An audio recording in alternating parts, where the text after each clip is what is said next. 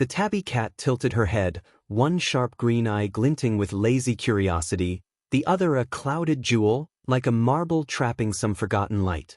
My reflection swam in that milky orb, a pale girl, all sharp angles and shadowed cheeks, 14 years of hard lessons etched into my face, but I knew she couldn't see me, not really.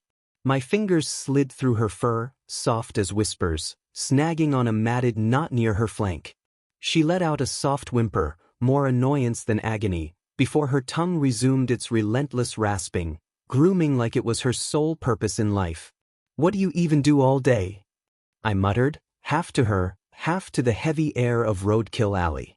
"Laze around, hunt mice, lick yourself, chase tail? That it?" The cat paused, fixing me with a stare that screamed obviously not, her good eye narrowing as I stroked her clumpy back, feeling her muscles tense under each pass. "Your boyfriend ditch you, huh? Haven't seen him lately." I squinted against the sunset, a bloody smear across the horizon, painting the asphalt of this cursed strip in hues of fire and regret. Roadkill Alley wasn't a place for lingering. Tucked just off the interstate, it was a ribbon of pavement where the speed limit sign, 55, rusted and leaning like a drunk, might as well have been a middle finger to common sense. Nobody here drove under 80, not unless they were half dead or hauling something heavy enough to make their axles groan. The ones who got caught dead? They were pushing 90, 100, engines screaming as they tore through Brackett County's forgotten backroads. But the real toll wasn't paid by the lead-footed jackasses weaving through at 105, leaving skid marks and shattered beer bottles in their wake. No, it was the critters, squirrels darting for acorns, possums waddling home from nocturnal raids, raccoons with their bandit masks frozen in mid-heist, eyes glassy under the sodium glow of streetlights. The air here carried a copper tang, the kind that clung to your throat and reminded you life was cheap, disposable, just another smear on the asphalt. I'd grown up breathing that stink, 14 years of dodging potholes and praying the next thud under a tire wasn't something I loved. The alley earned its name the hard way, a graveyard for fur and feathers where the pavement was always slick with something you didn't want to name. A metallic scrape cut through my thoughts, the familiar chafe of a snow shovel clawing at pavement, like nails on a chalkboard if the chalkboard was made of despair. No snow in Brackett County, not in 100 years, but Roadkill Alley always had a fresh layer of something worse, 2 inches of flattened fauna, give or take, baked into the asphalt by the relentless sun. Today's special was a pair of possums, splayed like discarded dishcloths, their beady eyes confirming they weren't playing dead this time. The guy wielding the shovel was who we called Roadkill Randy, though his real name was a mystery nobody cared to unravel. He was mid-50s, maybe pushing 60, with a shock of hair like a raccoon pelt glued to his scalp, hairpiece or not, it fit the grim aesthetic. His right hand, missing a pinky from some long-ago mishap, gripped a dark red shovel, once bright silver but now scarred from years of harvesting the alley's grim toll. Randy didn't talk much, and when he did, it came out slurred, a jumbled mess of syllables that sounded like he was chewing gravel and regret. Mom swore it was pain meds, the kind you lean into after life chews you up and spits you out, but nobody pried. We just nodded, waved, tossed out a nice weather, huh? Even when the sky was spitting gray drizzle or the air was thick with the stench of decay. I'd lived on this alley my whole life, 14 years of scabby knees and sunburned shoulders, learning to navigate its dangers before I could spell my own name, Ellie, short for Eleanor, though nobody called me that unless they were mad or selling something. Randy was a fixture, like the faded yield sign at the curve or the mailbox shaped like a base that nobody bothered to empty. When I was 6, he'd knocked on our door, hat in his one good hand, to break the news about Grover, our German shepherd, loyal as sin, turned into a red smear on the shoulder after chasing a rabbit too far. Dad lied to me. He ran off, kiddo, probably found a better yard, to spare me the gore, but Mom spilled the truth later over burnt toast, her voice flat as the pavement outside. He's gone, Ellie. Hit by some jackass doing 90. I cried for weeks, half expecting Grover to limp back home, tail wagging, but the alley doesn't give second chances. Dad's story was uglier, a wound that never scabbed over. When I was 8, Mom fed me a fairy tale about him joining the military, spinning yarns of boot camp and bravery to fill the void he left behind. I bought it for a while, picturing him in crisp fatigues, saluting flags under foreign skies. But one gray afternoon, her eyes red from crying into her coffee, she broke. "He's gone, baby." The cops found his blood a quarter-mile down the alley, no body. Hit and run, they figured, some trucker too wired on cheap speed to notice the taillights. I clung to a fantasy of Dad hitchhiking across state lines, thumb out, grinning that lopsided grin I still saw in dreams. But deep down, I knew he wasn't coming back. Mom knew too, and it carved her hollow, left her chain smoking on the porch, staring at the horizon like it owed her answers. Her laugh, once bright as summer, was gone, replaced by a cough that rattled like loose bolts. "That's why we're strays, right?" I whispered to the tabby, tickling her ear as she perked at the shovel's scrape, her good eye darting toward the sound.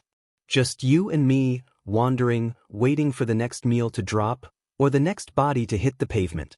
Randy glanced up then, his face blank as fresh asphalt, a flicker of curiosity in his watery eyes. It didn't take a genius to know what happened to curious cats here. Splat, scrape, into the bucket. "That your kitty?" His voice cracked like dry twigs, slurred around the edges, like he was speaking through a mouthful of molasses. "Nah," I said, keeping my tone light, though my pulse ticked up. "Not yet." He flashed a grin, yellowed teeth peeking through his splotchy beard, as he dumped the possum guts into a dented bucket at the curb, the slop hitting with a wet thud that turned my stomach. "Don't let her wander." He wagged a finger at the tabby, swaying on his boot heels like he was half drunk or half dreaming. "Road ain't safe for little things." I nodded, forcing a smile, willing him to move on before the silence got any heavier. It stretched anyway, awkward as a bad stitch, until he tucked his grin away, snatched the bucket, and shuffled to his pickup, a rusted beast that belched black smoke like a dragon with indigestion. The engine coughed to life, headlights slashing across his garage door and bleeding into the dark maw of his house. That's when I saw it, the second time, clear as day. A silhouette, human-shaped, lurking in the gloom behind a grimy window. Tall, still, like a coat rack forgotten in the dark, its outline sharp against the dim glow inside. The first time I'd spotted it, I was 9, knee-deep in a botched rabbit hunt in our backyard.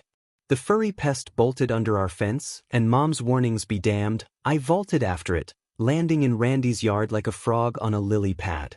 Sunset painted everything gold, and through the window, there it was, a figure, rigid, back arched wrong for Randy's perpetual slouch. The blinds snapped shut before I could blink, and Randy burst out the back door, eyes wild as a cornered coon's, his shovel gleaming in the fading light. Mom reamed me when he marched me home. "He lives alone, Ellie, you hear me? Alone." But kids know lies when they smell them, and this one stank worse than the bucket at Randy's feet. I wasn't 9 anymore, and I wasn't buying it. Headlights flared in my eyes, snapping me back to the present. Randy waved a limp goodbye through the truck's open window, gravel crunching as he rumbled down the alley, the bucket's stench trailing like a ghost. I turned to his house, the window now a void of black where the figure had stood. My gut twisted, a mix of fear and something sharper, curiosity, the kind that gets cats killed and girls in trouble. Should I knock? I stepped onto his sagging porch, the boards creaking under my sneakers, and rapped 3 times on the weathered door, with splintering under my knuckles.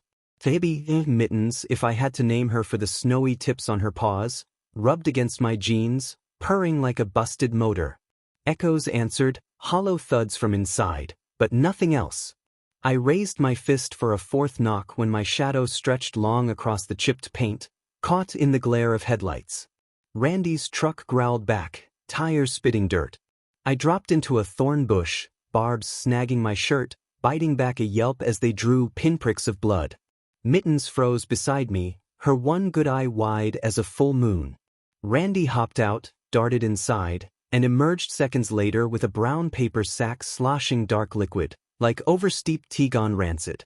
Muttering to himself, he reversed and peeled away, oblivious to the 2 shadows, Mittens and me, tailing him on bike and paws. Screw curiosity. Grover's ghost kept me from naming her, but Mittens rode plump in my bike basket, silent through the herky-jerky dark, the alley's ruts rattling my teeth as I pedaled after those flickering taillights. The bucket's stench, rotting possum stew, wafted back on the breeze, a sickly guide through the county roads unspooling under a blanket of stars. The speed limit was a laugh at 45. Randy drove like a grandpa, his turn signal blinking us right into Jim's body shop. A squat cinderblock crypt lit by a buzzing neon open sign, promising truck fixes but hiding something darker, something that made the hairs on my neck stand up. I kicked the stand, Mittens hopping out to shadow me as I crept to the window, ducking behind a sun-bleached mural of Santa Claus, June's cruel joke, faded and peeling like the town itself. Inside, the shop reeked even through glass, oil, rust, and something fouler, like death left to fester. Walls bristled with wrenches and sockets, a metal porcupine. The carpet crunched under Randy's boots, stained gritty as an ashtray. "How you holdin', Jimmy?" Randy's mumble filtered through the glass, slurred as ever as he set the sack on a scarred counter, the bucket thudding at his feet. The guy behind, Jim, burly with a perpetual 5 o'clock shadow, leaned in, nose wrinkling at the infectious stink. He scanned the windows, clocked nothing but crickets chirping in the humid night, then fixed his eyes on Randy. "Look what the cat dragged in," Jim said, half smirking, a cigarette dangling unlit from his lips. "Been a spell, Arthur." Arthur. Randy's real name, plain as dirt, but it didn't suit him half as well as the nickname. "Fine," Randy grinned, tipping the bucket to show its contents, guts slopping against the rim like a butcher's discard pile. Jim winced, waving it down. "Salvaged some intestine. 'Bout 15 square inches of usable fur. And one eye." "One eye, huh?" Jim drawled, his amusement fading. "What's in the bag?" "Leakin' all over my counter, Art." Randy nodded. Jim uncrinkled the paper, peered inside, and recoiled with a scoff, his face twisting like he'd bitten into something sour. "Appreciate it, but we got suppliers. Remember Sam? The nurse who fell? He's our go-to for parts." He scooted the sack back toward Randy, who blinked, confused. "Don't want it?" Jim shook his head, fishing a wad of grimy 20s from his pocket. "Usual rate for pelt and guts."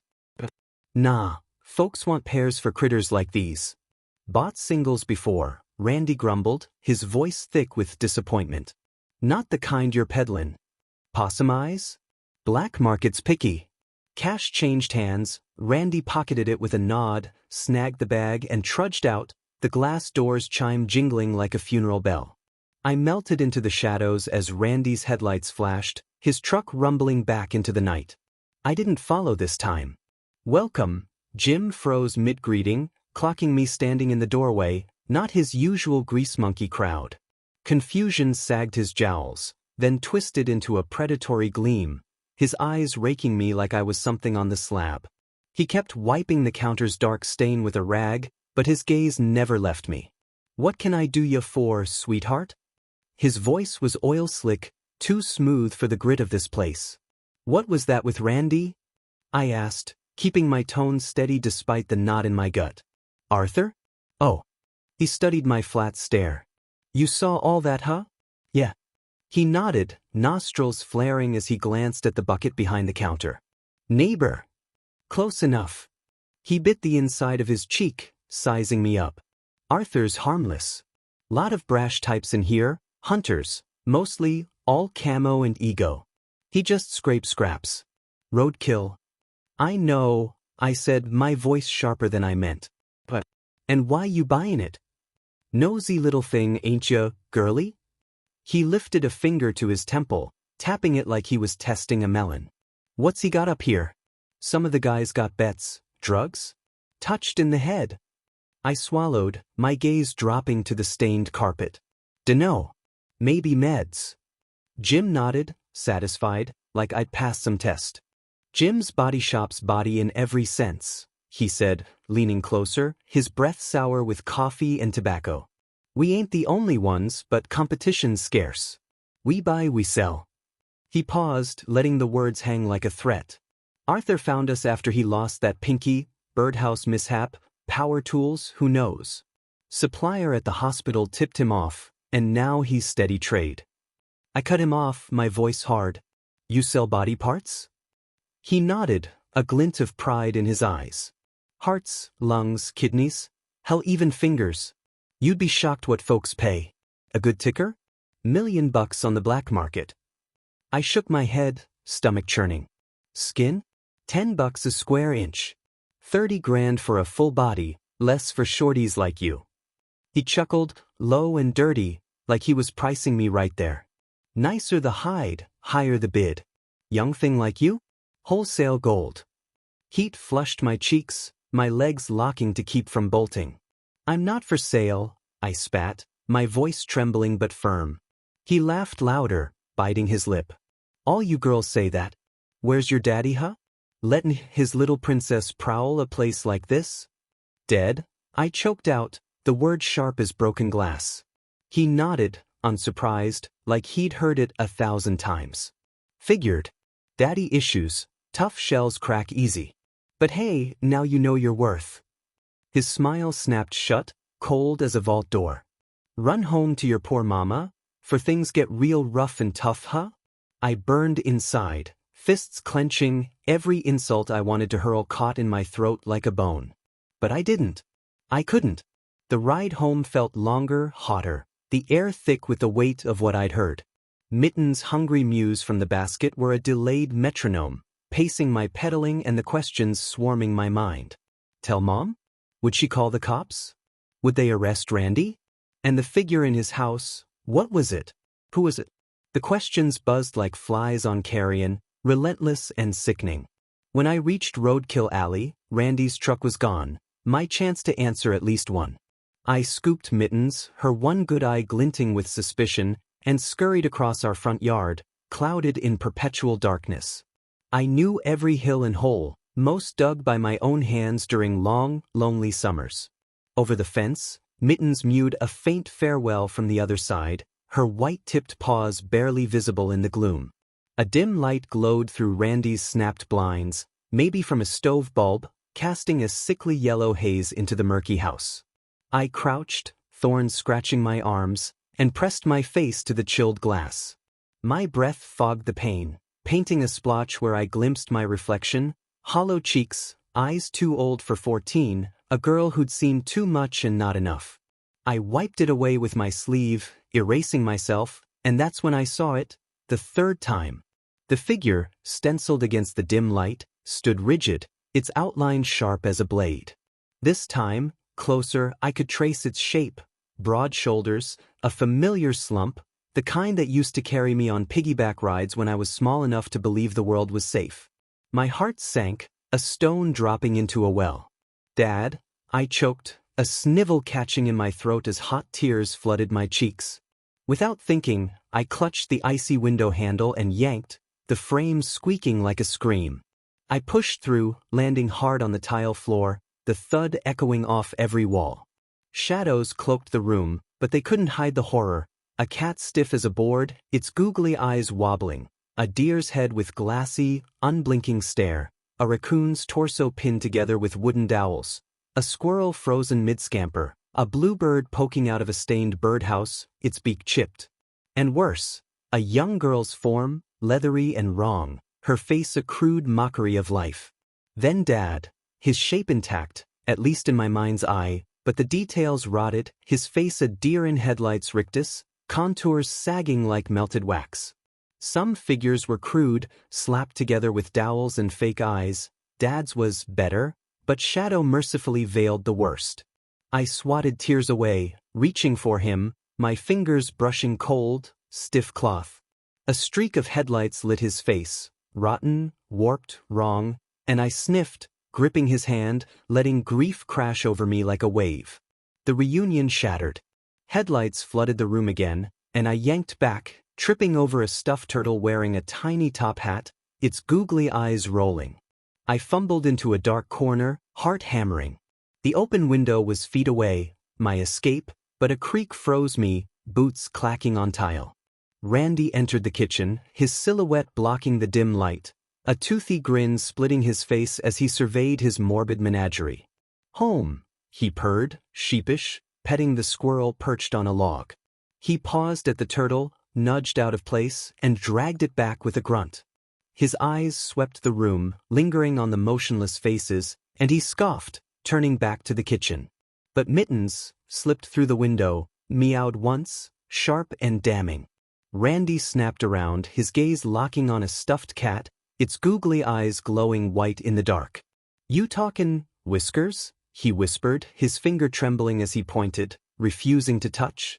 I held Mittens back, her claws digging into my jeans.